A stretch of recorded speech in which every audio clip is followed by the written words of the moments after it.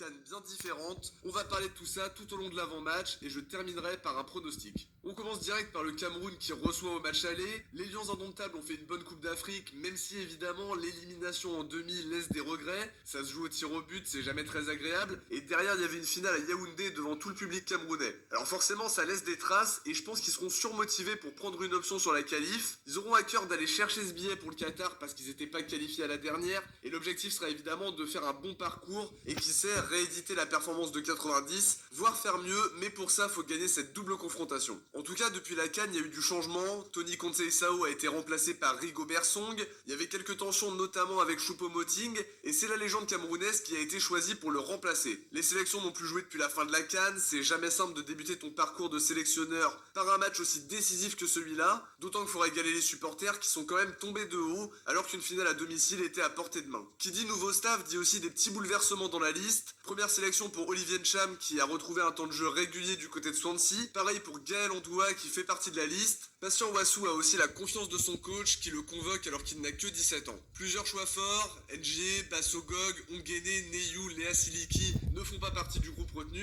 Pour le reste c'est quand même assez classique, il y a les cadres habituels, Aboubacar, Toko Ekambi, Choupo-Moting, Nga2.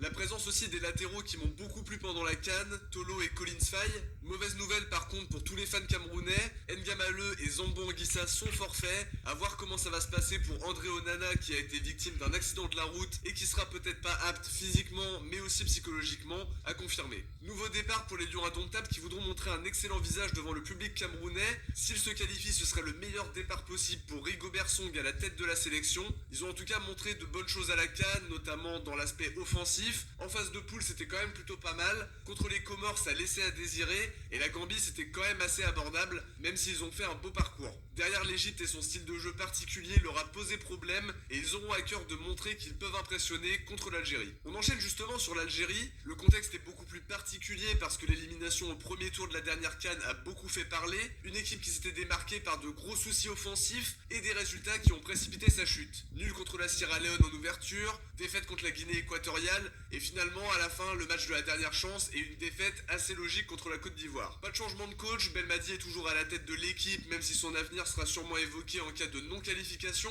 L'objectif de l'Algérie c'est de montrer que l'élimination au premier tour était une erreur de parcours et que la bonne dynamique algérienne peut revenir. On sait que la fin de série a fait beaucoup de mal mentalement. Pour relever la tête, Belmadi a préparé une liste largement différente de celle qu'il avait formée pour la CAN. Bounedja n'a pas été retenu, même chose pour Benrahma, Belkebla, Brahimi aussi, Ounaz, Boulaya et Zorgan ne sont pas non plus de la partie. Plusieurs choix forts avec tous ces joueurs écartés et le retour de joueurs expérimentés. Belmadi a repris Guedioura qui avait été l'un des piliers à la CAN 2019. Belfodil fait aussi son retour, Ghezal et Boudaoui aussi. Une liste qui montre bien qu'il faut changer les choses tout en gardant un socle solide. Il y a toujours Mboli au but, Mandi, Ben Lamri, Attal, Ben Sebaini en défense. Au milieu, Zerouki est de la partie et je pense que ça va être très bien pour l'équipe algérienne. Benasser aussi évidemment. Pareil pour Fegouli et Ben Debka qui étaient à la CAN. Offensivement, Mahrez est bien sûr présent avec Belaïli et Slimani. Cette équipe d'Algérie peut faire beaucoup mieux, ce sera une question de dynamique. Belmadi a en tout cas confiance en son groupe. La qualif au mondial est évidemment un objectif primordial qui doit mener à bien pour briller sur la scène internationale encore plus. D'autant plus que l'échec à la CAN a été un gros coup dur. Faudra reconstruire un collectif en peu de temps, améliorer l'animation offensive parce que c'est ce qui a réellement posé problème. Sans concrétiser, tu t'exposes. Et en face, il y a le duo Aboubacar, Toko Ekambi qui est très efficace, qui a fait ses preuves à la CAN 2021. Faudra pas qu'il tergiverse devant le but parce que cette équipe a tout pour dérouler, mais faut trouver les failles offensivement et être solide défensivement parce que le Cameroun est capable de planter à tout moment. On termine sur mon prono pour ce match aller. De mon côté, je vais miser sur une victoire 2-1 du Cameroun.